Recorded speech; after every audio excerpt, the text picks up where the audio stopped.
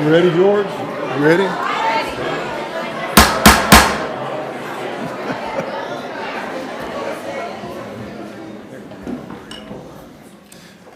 Miss Vick said I was going to be the party pooper. I apologize. Yeah. I'd like to welcome everybody to our regular meeting for the month of September. Hard to believe we're already there. We always start the meeting with our pledge. Let me say, Ms. Watts is not able to attend tonight. She wasn't feeling well, and we hope she feels better quickly. But the pledge, we have South Bosque. There you go. I wasn't, George said it was South Bosque, but he wouldn't sound like he was 100% sure on it either. These are fourth grade students of Miss Lindsay Pick, who's also being honored here tonight. So,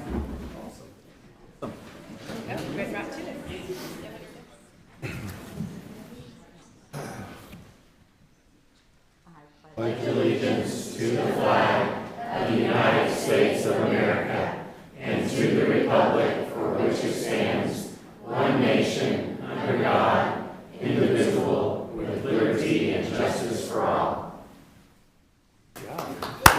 You gonna introduce these?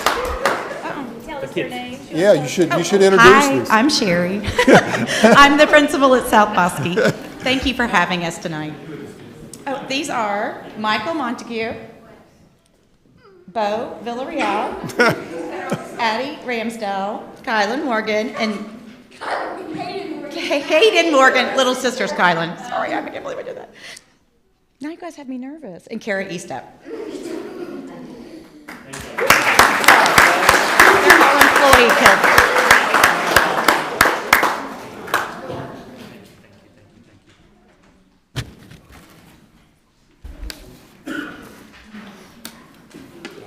Mr. Russick, members of the board, and all of you here, as Mr. Russick said, yes, let's have a party atmosphere. Let's continue the good times because we have a lot of recognitions this evening, and we're excited about those. So just to let everyone know, though, you're welcome to stay for our regular board meeting after the recognitions, but certainly we'll take a short break at the conclusion of this portion if you'd like to step out. We certainly understand all of you with your busy schedules. I'm going to start, though, with Ms. Susie Pagel right behind me. We're going to start with our Midway Education Foundation, and we have some announcements of some grants. So Ms. Pagel, I'll turn it over to you. Thank you, sir. Each semester, our staff has the opportunity to apply for grants for great ideas. They can request up to $1,500 for an individual and up to $5,000 for a team and an unlimited amount for a campus. Last spring, we had 4 grants to award, and I'd like to recognize those people at this time. Kaylin Conrad, are you here? She won a grant for a set of magnet kits for $1,600 for Spring Valley Elementary, and that grant is named in honor of Texas First National Bank. Design It, Print It, and Test It. This is Brady Gibson at Midway High School, and it's for a 3D printer and for 3D models, and that is named in honor of AbbVie. The Woodway Elementary team of Jill Fisher, Christiana Reinhardt, Darian Schmeltikoff. Are they here? Yay, come on down.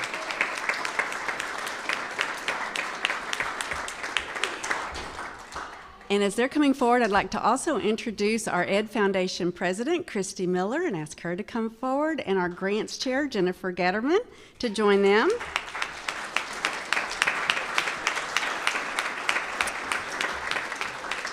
And as luck would have it, this grant for professional development is named in honor of HGS Self-Storage, Matt and Emily Crew. And I saw Emily here. Emily, would you come on down for the photo?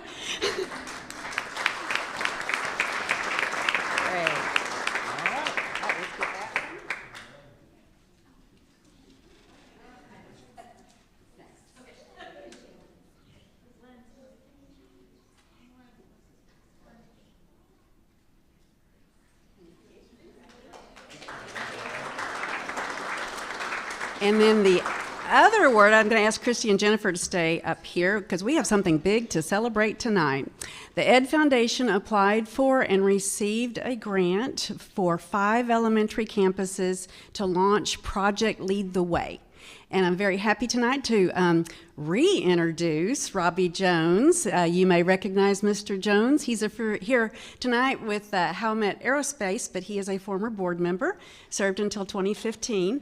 And apparently, Pam Watt's seat is where you sat, and you could just go ahead and take a seat.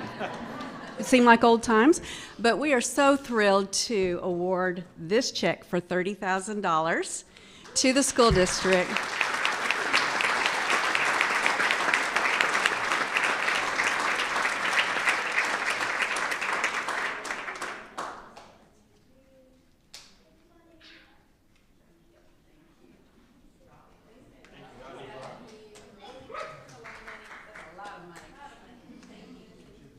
Thank you to Howmet Aerospace.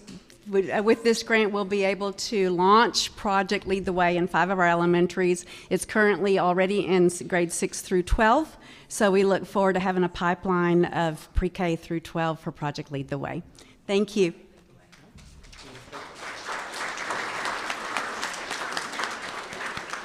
All right. Well, thank you, Ms. Pagel, and to Howmet and all of our other donors to the foundation for their generous contributions to our school district and how it funds innovation. We're so excited for that. Next, would like to introduce to you tonight what we call in Midway ISD an award called the Extra Mile Hero Award.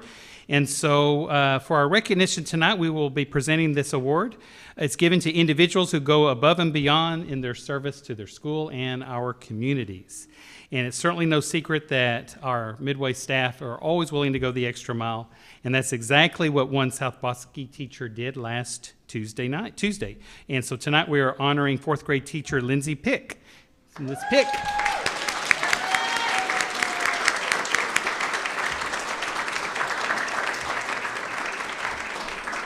Ms. Pick was nominated by a colleague, a special education teacher, Paula Farmer, for heroically performing the Heimlich on her and saving her from choking. So here's what Paula had to say, though, about you. So you have to stay in front. They were having lunch in the teacher's lounge and celebrating Ms. Pick's birthday. Ms. Farmer coughed just as she was taking a bite and started choking. And Lindsay kept saying, I don't know what to do. And she came behind her, though, and did perform the Heimlich. She wrapped her arms around her and said, I don't know what to do, but I'm going to give you the Heimlich. I'm so sorry. This gets a little graphic, students. I'm sorry. But a fried wonton went flying through the air, and Lindsay kept apologizing and asking if she did it right. Obviously, she did. And Ms. Pick was scared, obviously, of course, that she wasn't doing it correct, but it didn't slow her down. She stood up, did what she needed to do in order to save the life of her friend and colleague, and she's quite literally your hero, Ms. Farmer, and she's being honored tonight for that and for just being there. We know Ms. Pick and all of our staff would do that, of course, for our students and for their colleagues. And thank you for being there just at the right moment and having the courage to save Ms. Farmer's life. So please join me in recognizing Lindsay Pick.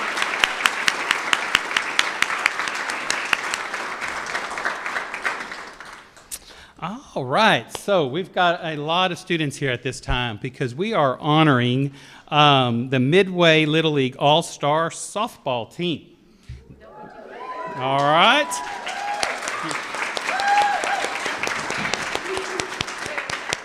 These young ladies took home the 2022 World Series Championship title in an undefeated tournament in August.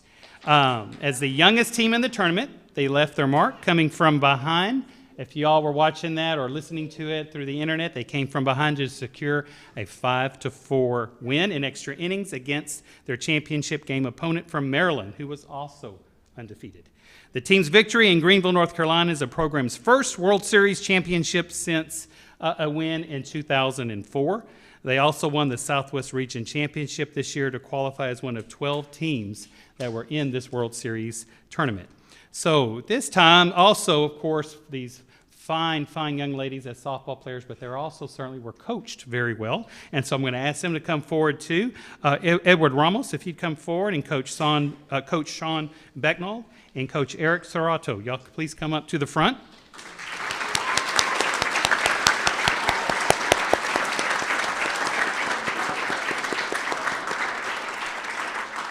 All right, so now I'm going to call these young ladies up one at a time. So if you slowly and let them they have a certificate. I'm assisted tonight by our board vice president, Miss Susan Vick, so we have a certificate for each one of you. So Lily Davis, is she here tonight? Lily, come forward.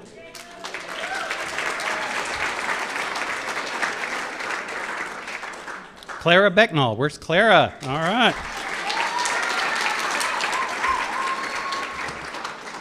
Kendall Brown.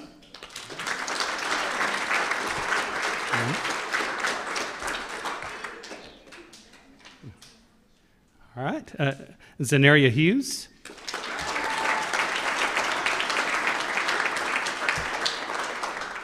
Ambry Ramos.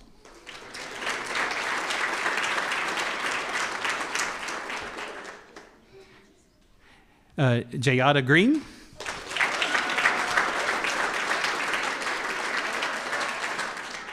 many people can do this? Cammie Mitchell. All right. Sorry, I did tell you that. Formal name. Hayden Rios.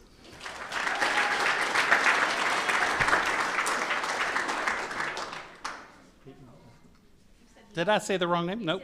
I said Hayden. I said Caden Lau. I'm so sorry. No, I did say it right. Hayden Rios. You're right. Come on up, Hayden. So sorry. No, I said Hayden. Ms. Vick's not listening to me. All right. Now, Caitlin Lau. Come up, Caitlin.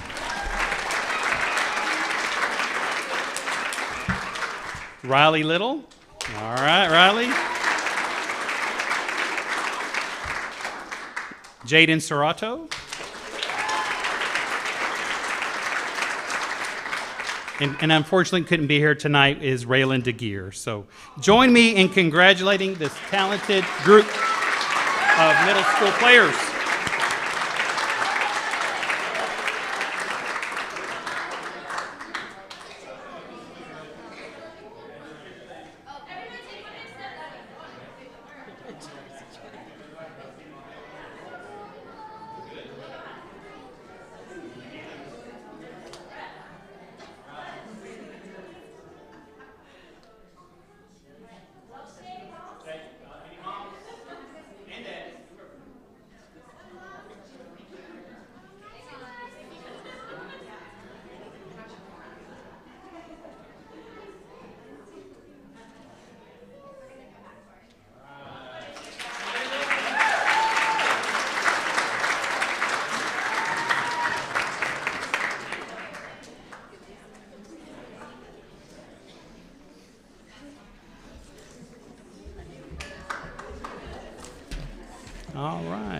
All right, and our next award, this is a very, very special award. We are honoring a PTA of one of our elementary schools this evening. We're honoring Woodway Elementary School for the Platinum Membership Award.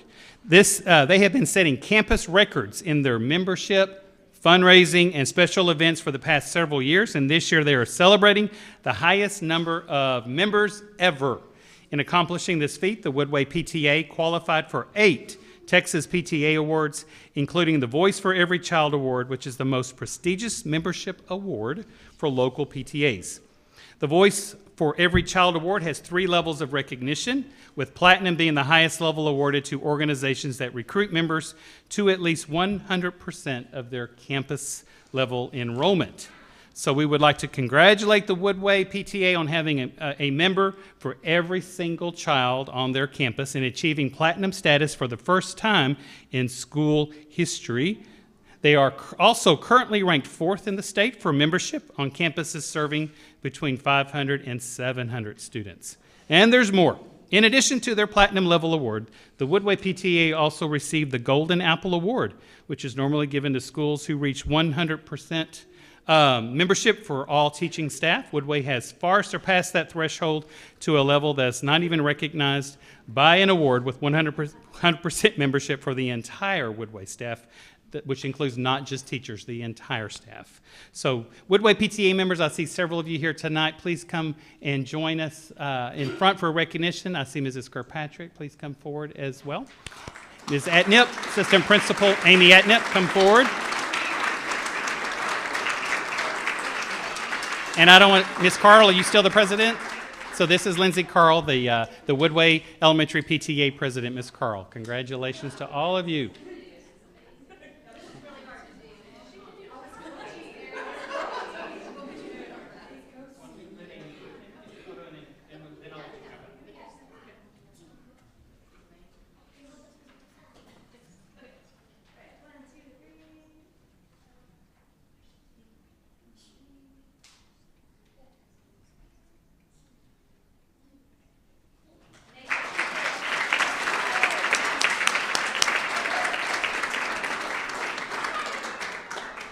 Great job, Woodway.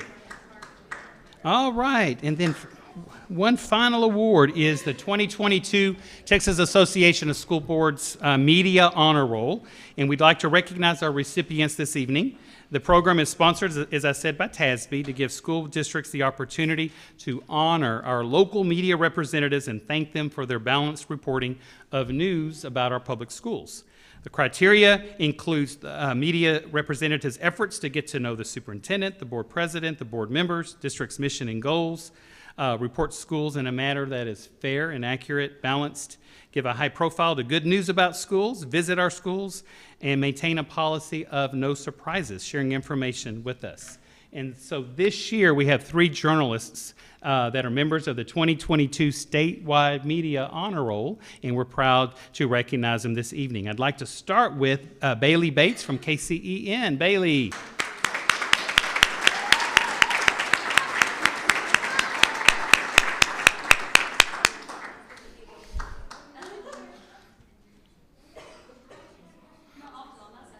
Yeah.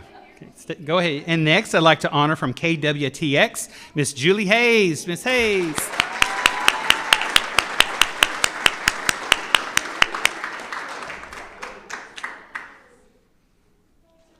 And also from KWTX, join me in honoring Josh Young. Please come forward, Josh.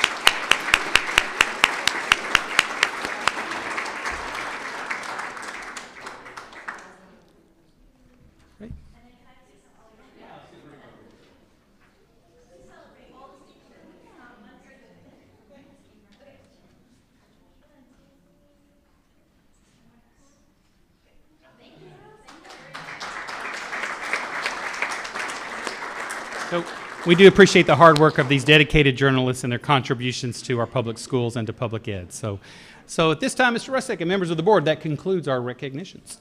Thank you, George. And as he said, for those of you who have something more fun to do than stay here for our board meeting, we're going to give you all a chance to take your exit. Yeah. They're ready. Thank you, guys. Congrats.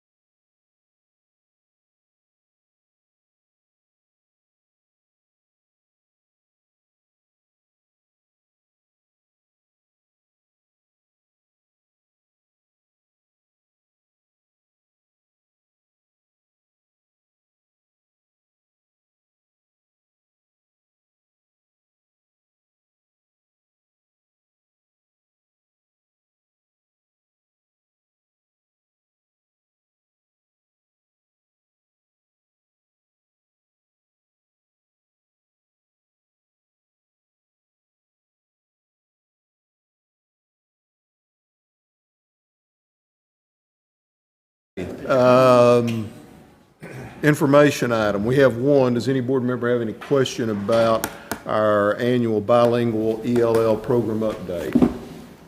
If not, then we'll go on to the presentation discussion items, first of which, of course, the monthly finance report. Wesley.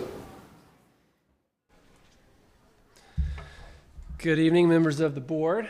This is our last look at our fiscal year 2022 budget, which ends August 31. The first page of the report you can see here is our statement of revenues and expenditures for ending the month of August 31.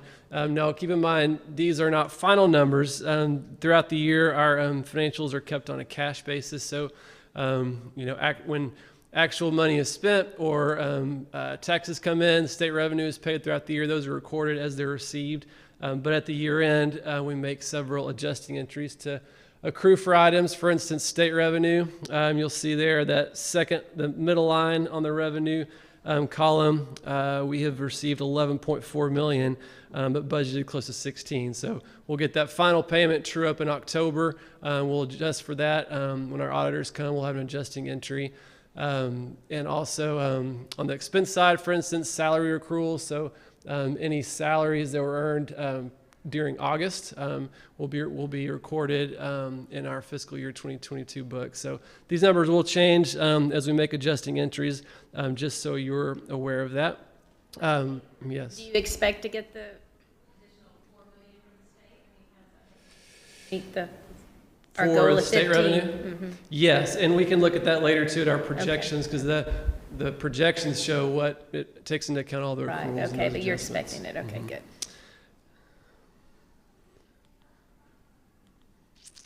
good. So page 4 of the report, in September, we like to take a look at our enrollment to see kind of where we stand for the year based on what we projected. And if you see on page 4 there, we show the first 10 days of enrollment, the first 10 days of class. And that's because, the first few days enrollment's kind of low, and for some reason, I guess some families still don't think school starts till September for some reason. But usually after Labor Day, you can see the 10th day of class gives us a good idea of what our enrollment is through Snapshot, which is in October. So that last grouping there for 2023, the 10th day of class for this year, we had 4,066 elementary students, 2,015 middle school, and 2,657 high school students. Our total enrollment was 8,738, which is 323 students more than what we had. Than what we had last year on the 10th day. That's an increase of 3.8%. We had budgeted about an increase of 2.5%, so that's good. That's positive news for sure. Now, the reason we're looking at enrollment in the financial report is because our average daily attendance determines our state aid, which is a factor of our enrollment, and attendance percentage. We budgeted a 2.5 increase in ADA, like I said, but we won't know for sure financially what that looks like until we get our weighted ADA numbers. So special ed weighted funding, at-risk students, those things. We'll start to get those as each 6 weeks finishes up and kind of accumulate that data.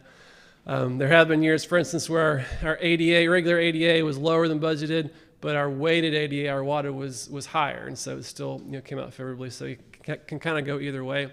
Although if you just look at our ADA and hold constant our WADA, say our weighted averages stayed the same, this increase would be about $1 million more in revenue than what we had budgeted, just to kind of give you an idea. But we'll update that as we get data, like I said, at the end of each 6 weeks.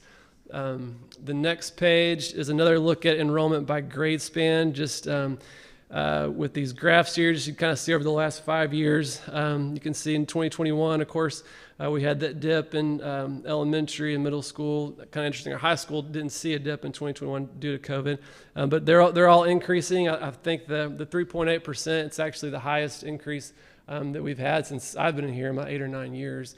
So I think that kind of shows COVID recovery. Of course, Mr. Templeton, all the development.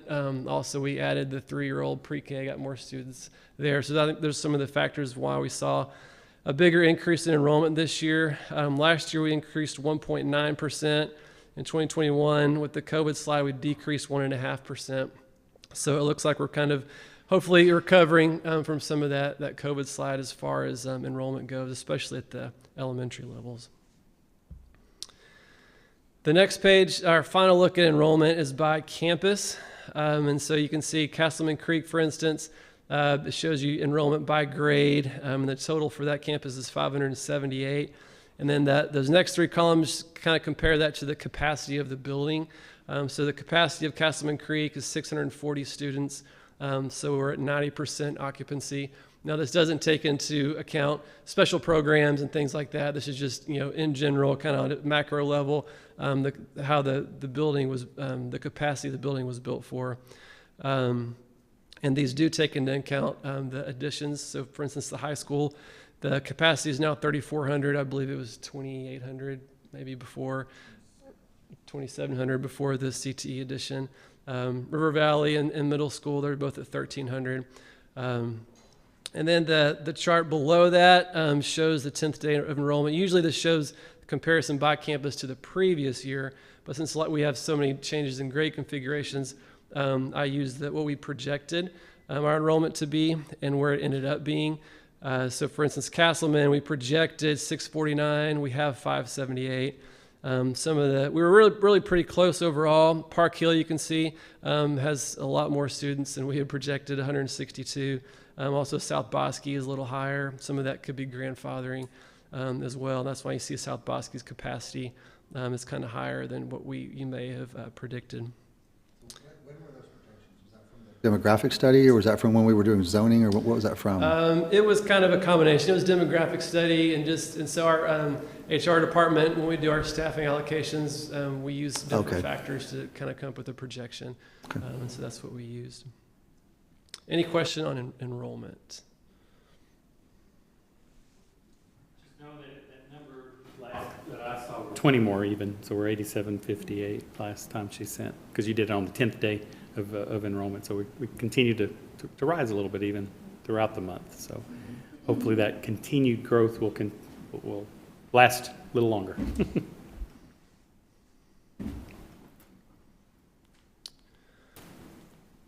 Okay, so the 9th page of the financial report is our projection. So Ms. Vic, this does take into account where after the accrual entries. And so the state revenue, you can see we budgeted 14.9 million and we're projecting 16.1, so actually higher than what we budgeted, and that's due to the hold harmless primarily.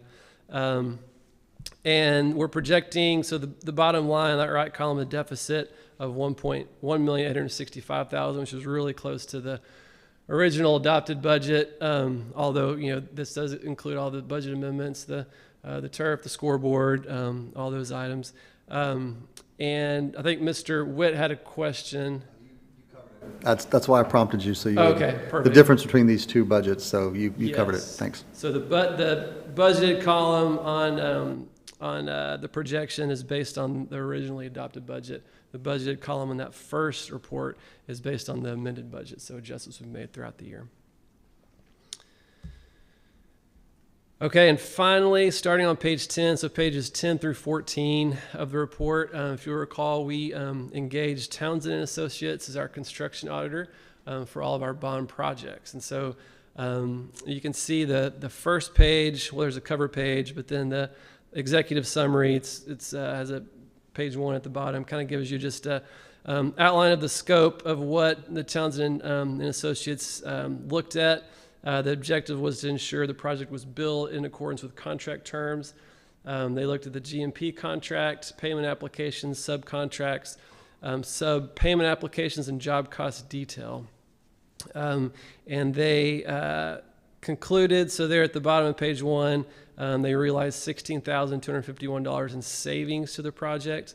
We did contract them for $12,150 for this particular project, so they did save us money. But in addition to saving money, it was just to have another set of eyes and kind of give us more assurance that everything, the contract is being followed. They have a lot of experience. They've done several of these for districts throughout the state. They did note that Masonic was very responsive and helpful throughout the course of the audit. Our particular auditor even mentioned Masonic was probably one of the best contractors they've ever worked with as far as providing information, being responsive and transparent. It also helped that a lot of that work was done on the front end. So Masonic, I know, Aaron Miner and our attorney, Ms. TKL, spent a lot of time together kind of hashing out the contract, going back and forth. And it took a lot of time, but I think that really helped streamline the rest of the process because that was all set in stone. Expectations were set, and so there weren't any surprises throughout the duration of the project. So this is the first one that's completed. The others that were the campuses that were open this fall should be done in the next week or two, and I'll share those with you when those are done. Any questions on the construction audit? And there's details of their findings throughout that report if you're interested in those. And finally, we have budget amendments in the consent agenda. We typically have several in September, items that were budgeted in the prior fiscal year but didn't arrive until September in the new fiscal year, so we have to pay for those out of the new year budget. This year with supply chain issues, we had a lot more than we typically do. Budget amendments 23-1 to 23-8. There were items for vehicles, transportation supplies, furniture, band instruments, ice machine, routers that came in later, and some of them still waiting on than anticipated. And also budget amendment 23-9. That's not a carryover item. That's for transportation software called SmartTag. And it is to provide the transportation department with new software. It's going to replace, we have 3 or 4 different pieces that we're currently using, and this kind of puts it all under one umbrella. I know Mr. Freeman is happy to answer any questions on that.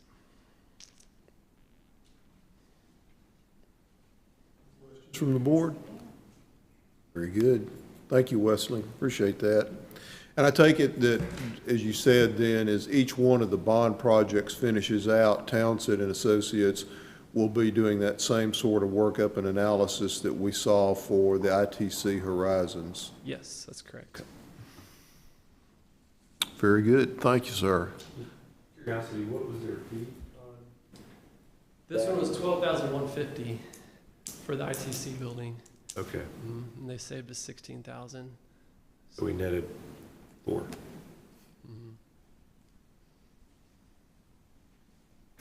Bond construction update, buddy, a lengthy one.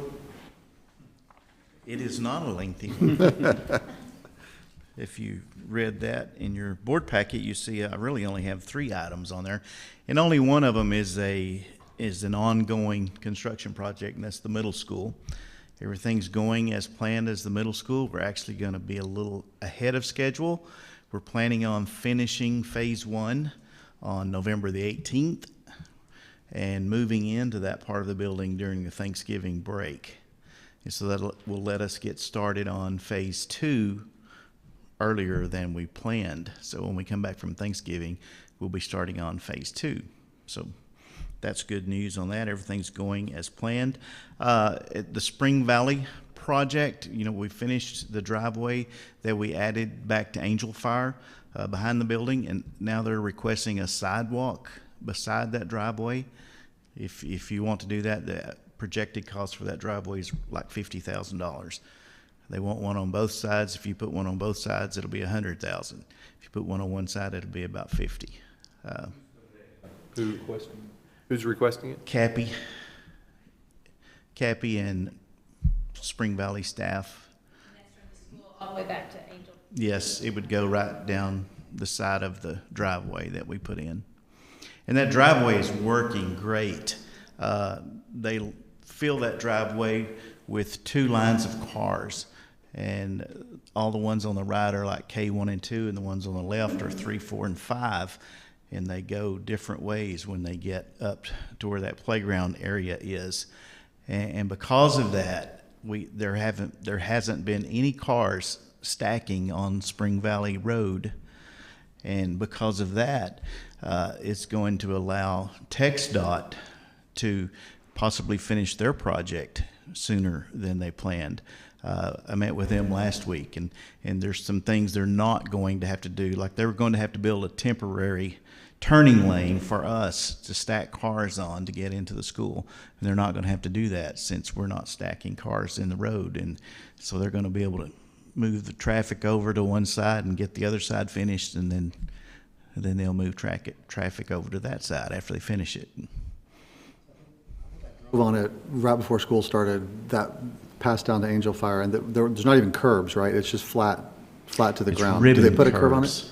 Okay, It's okay. ribbon curbs. The reason we had to do that is because Well, of there's the those water play flow. fields. Oh, okay, okay. So would the sidewalks affect that The too then? sidewalk will have to be engineered to not affect the water flow Yeah. either, so Yeah. Yes. $50,000? Okay. it's not included. There would probably one be a side. small fee for Walker Partners. That's not included. Engineering. That was a number from Barnett Construction. Is that a normal width sidewalk if we just do one on one side, or is that a little extra wider sidewalk? It's 5 or 6 feet. Yeah. Okay. And they would have to do some type of ramp down at the street for handicap purposes. Is that the main driver for this is handicap purposes, we think, or is it? Because I mean, No, it's a there's field lot of- that, There's a lot of kids that walk that way. I'm thinking it's a field that kids play in right next to it, so it doesn't seem like there's a lot of traffic in the field. They're saying that they're having to walk across that field and it's muddy, Oh, okay. coming to school and going home. Okay, I would say I could see that even if you walk that could neighborhood, see you're that. either in the street or in the mud or I can see that. dirt. I could see putting a sidewalk on one side. So the other thing that I had listed on here was playgrounds. We talked about that a little bit on the 6th. Mary Lou and I went around with Sean Moran from Lee Park and Play and looked at all of our playgrounds, and some of our playgrounds, some of them have some equipment that's in pretty bad shape.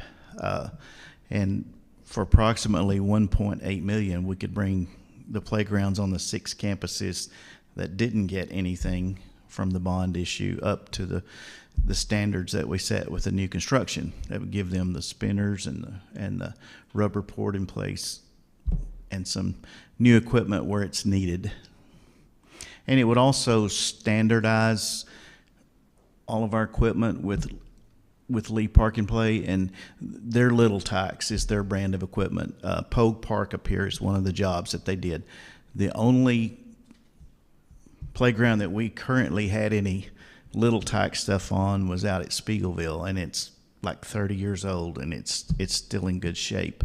Because what happens over the years, or what has happened over the years, is PTAs raise money for playgrounds, and they try to get the most bang for their buck. And Little Tikes is not always the cheapest stuff, but it's usually the best value.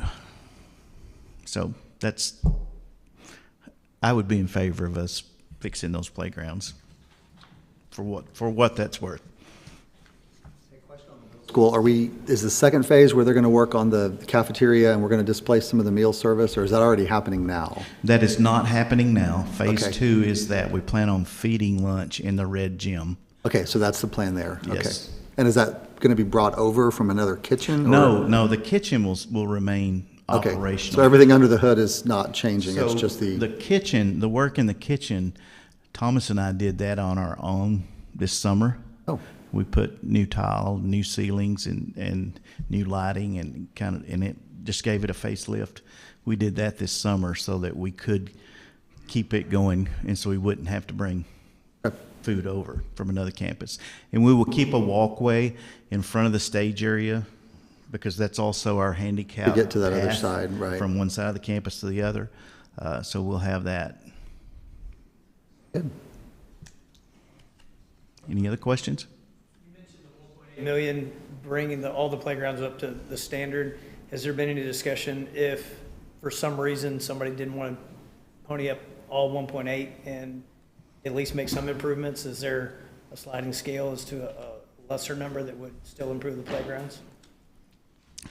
Or is it all or nothing? So no, it's not an all or none. There are some things that could be value engineered, and what we ask for, just that would bring everything up to where it needs to be automatically. But yeah, there are some things that could be value engineered out, and it could be lower. Yeah, good question.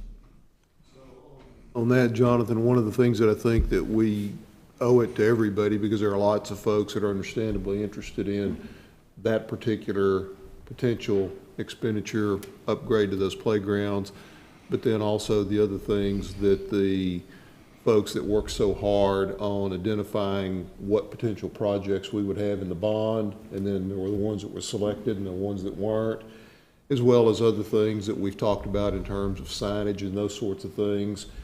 Waiting until we've got final numbers on all the bond projects, basically, or middle school probably still maybe notwithstanding, but close enough for that one, to have that probably as an agenda item, probably not October, but maybe like November, so that we're in a lot better position to definitively know and then start talking about at the board level, what's the board want to do? Because we're clearly going to have some excess bond funds, how much, and then how does the board want to prioritize how those funds get spent, and look at other alternatives potentially to funding some of the other things. But we can put maybe preliminarily, not that we're going to make a decision, but some discussion at the October board meeting, so we're able to have a more robust discussion in November, if that works for everybody. And the only other bit of information I would share is those 6 campuses that you would be affecting a little over 3,000 students. So make them happy. My granddaughter started kindergarten this year. We can tell. Her favorite things are music and playground. Buddy, while we're talking about affecting students, the sidewalk, obviously the board can't take any action on that tonight. I don't know if the board is ready to, but the other question I've got is do we need to go through any sort of competitive process if we're going to go down that path and look at building either one or both of those sidewalks? Because, I mean, I don't know that it's a part of anything that we could just do a change order on or anything.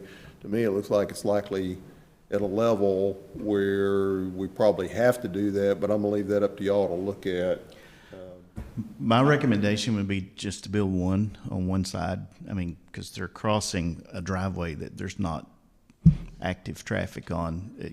They're parked. I would also And- would just and- put it in the hopper. I call it wait until October, November when we have Yes. numbers. Fair And, enough. and, Let and us if that's decide. something you're interested in, I would talk to some more to get a number. I think it's helpful to have more information on it so that we've got a better idea of just where it falls. Again, not for immediate, but November board Yeah. meeting. And that makes sense, because it's not like we did with Park Hill, we took it out of contingency that we already had budgeted. This is a Right. different situation. Exactly. Exactly, Since that project wasn't even envisioned as part of the bond initially, so, correct, yeah, that makes sense. yeah, okay. If we're looking at November as a potential date to really start talking about that, probably none of these are going to really start to happen until the spring, or even if we pulled the trigger on something. That would take a few months for things to start to move.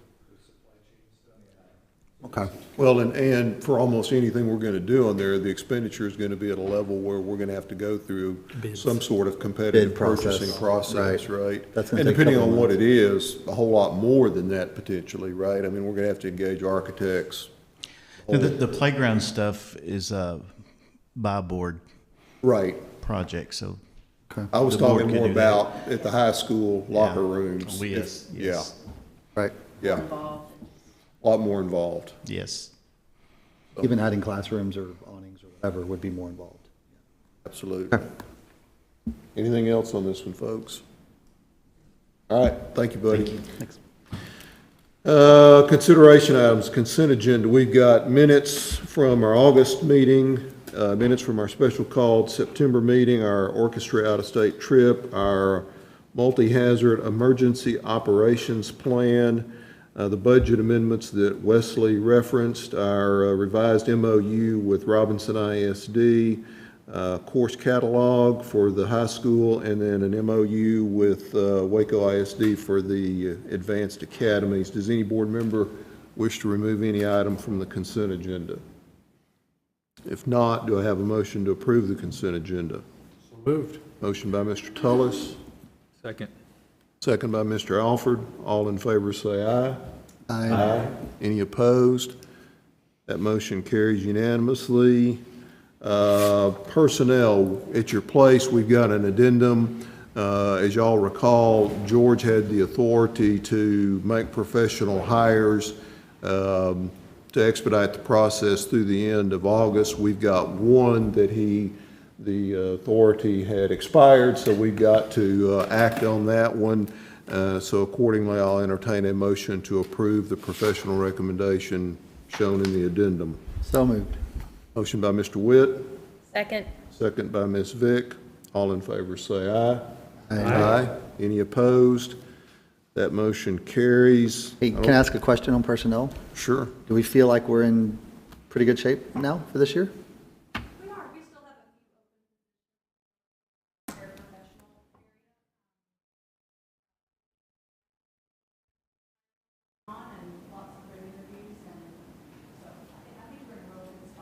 It-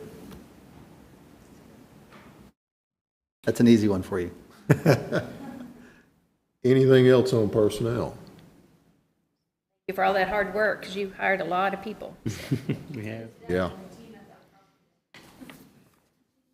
Which brings us to, you'll do superintendent's communications? Sure. Just real quickly on superintendent communication is, actually, my thoughts were about communication. We've done, since school started, a number of different events, and we had a very successful, we were able to bring back, new to Midway, new parent to Midway luncheons, sponsored by the Education Foundation, and Tracy talks a lot about, Mrs. Marlin talks a lot about our communication channels and the new parent square and all of those kinds of things. And so we had good crowds at both, and very interesting to see folks from all across the country that are coming to Waco.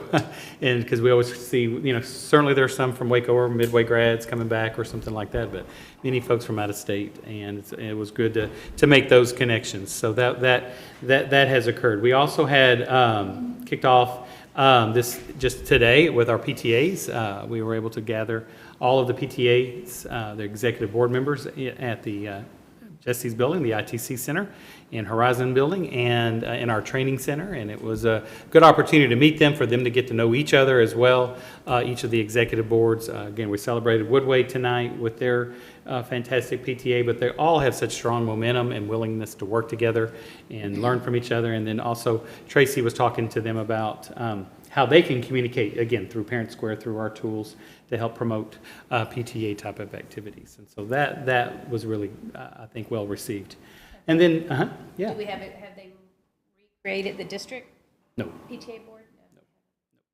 No. You're more than happy to join that effort, because again, most of them on the council of PTAs may not have been a member of a particular PTA any longer, that kind of thing. They might have been, but they just asked that we still have these meetings with all of the PTA, at least those that could come, the executive board members, to come together. And so similar to council. Kind of making the district council. Yeah, That's good. kind of making like it, but it's inclusive of all the executive board members. So we had representation from all schools. Just one from each. Yeah, every school was represented, which was very nice today.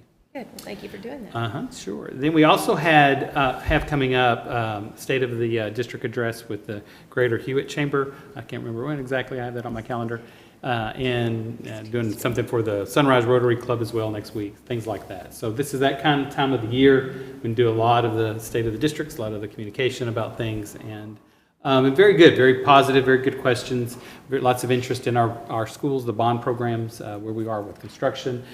Certainly a lot of interest about our enrollment growth and what those numbers look like. And again, Tracy and her team, communication department, has good types of different handouts, just to highlighting some of the things from last school year. So that's kind of where we are in September. That is our kind of our marching orders this month. And so definitely is communication is the theme.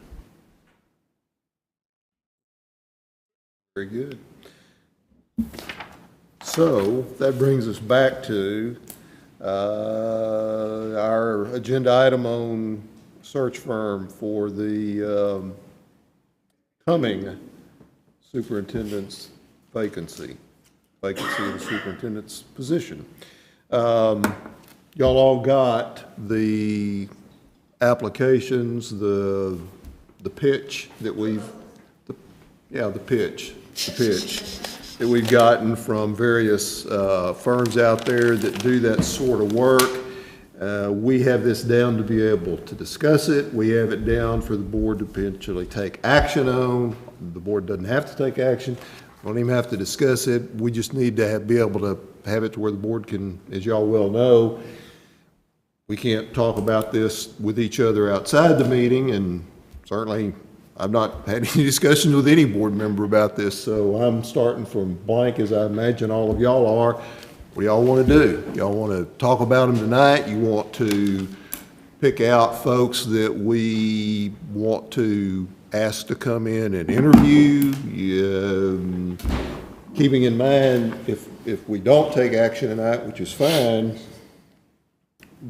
that means we need to look at either scheduling a special call meeting if we're going to visit with any of these folks in person, and even if we're not going to do that, scheduling a special called meeting to discuss and then take action on it, unless we're going to defer all the way until our October meeting. So I'm happy to talk about it. it work. Yeah. I'm ready to vote on picking one tonight, but that's just me. Which one do you want to pick? Well, that's not up to me to pick.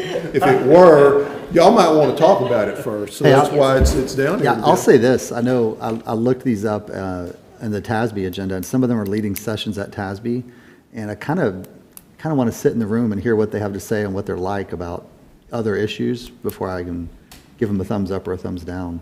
Is that at the session for superintendent search? One of them was about district leadership. One of them, I can't remember what the other one was about, but at least three of these have sessions they're presenting, and it's the exact people that they were recommending would be our consultants will be there. So I don't know. I mean, it's kind of like, you know, buying a car when you know you're going to be in a car dealership in 3 days. Maybe you wait and hear what they are like.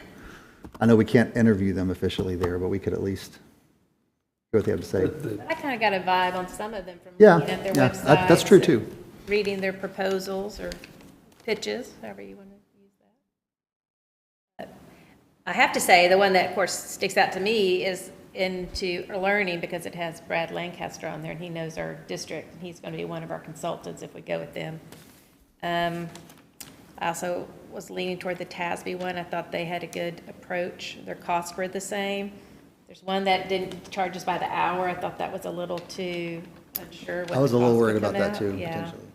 And then one had a higher cost plus expenses on top of that, so I didn't want that one. And then I tried to see who had placements in the most recent years, and a couple of them had not placed a superintendent in 3 or 4 years. And so I thought, well, that maybe is not the best. So that's some of the ways I came up with Into Learning, and then the TASB, and then I thought the JG Consulting was probably my third choice. That's just how I kind of did the process and looked at their websites. And then a couple were law firms, and no offense to lawyers, but I didn't think law firms should be doing it, even though they could have very, qualified people there, but that just didn't seem like the right fit, so that's where I'm coming from. Perfect. We don't have any history with any of these, but not in a search sense. We have no history with any of them. Yeah. The one we used in the past isn't doing it anymore. Correct. He was on there, yeah. He's retired. So yeah, I looked at them too, and I agreed with you that I liked TASB's executive search service probably the best overall. It was my number one. My concern with Into Learning is everything they've been doing lately has been CFO and CIO level positions. They haven't really done a superintendent level search recently that I've seen. And I know, obviously, Mr. Lancaster being familiar with Midway might be helpful, but there were a couple that I kind of had red flags on. But, I could be in favor of 2 or 3 of these. I just kind of want to hear what they have to say at TASB before we decide. Yeah, no, we don't have to decide tonight, but it's good to talk. That's all. Yeah. I'm going to look that up. So if that's where the board is, then that's fine.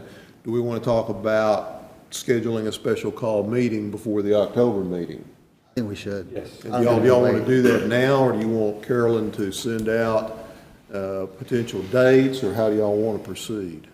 Carolyn does a great job.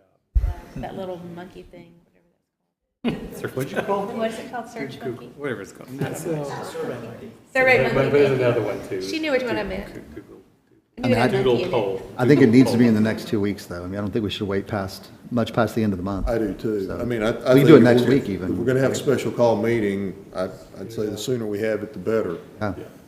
What do you guys think? What are your thoughts about any of these? I mean, I think having one sooner. Sounds like we've already, because I kind of had the same thoughts that you and Colin had on some of the firms but I think after TASB this weekend, trying to start moving the train down the tracks a little bit next week. And I know there's actual sessions there about superintendent search that I think might be helpful. I was gonna go especially for that new way. folks like me that, you know, are still figuring this thing out, to know, hey, what's really important in this process. So I think it's good to hear that before we pick a horse to ride.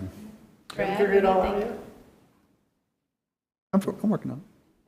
One of the things that I think that the board, independent of search firm, has got to, and it's not like we're going to vote on it tonight and take action on it tonight, because it's not cast in stone, but I think significantly, different boards have different levels of participation that they want to engage in with regard to a search.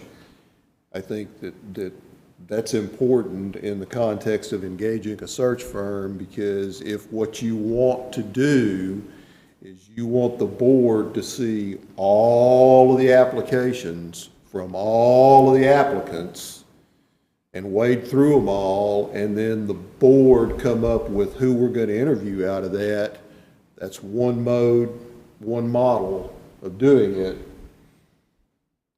I'll just say, I'm not for that. No, and I'm, Just be real clear about that. I'm not for that, but it's not up to me. Previous search done that way?